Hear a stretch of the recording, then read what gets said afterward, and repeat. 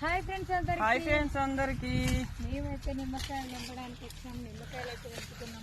నిన్న సాయంత్రం అయితే తెంపలేదు, ఎందుకంటే వర్షం పడింది కదా, అందుకే తెంపలేదు. చూడు కాయలు తెంపడం అయితే స్టార్ట్ చేసాం. ఇదైతే చిన్న తోట, ఇది వేరే తోట అనమాట. మేము రోజు ఉండే తోట వేరు, ఇది వేరు. లడ్డు ఉన్నాయి, కాకపోతే కాయలు తక్కువ కాసింది, కాయలు లడ్డు ఉన్నాయి. ఇంకా చూడు ఎన్ని గుత్తులు ఉన్నాయి కింద. ఇప్పుడు కూడా మబ్బులో పడ్డది, ఈరోజు కూడా వర్షం వస్తుంది.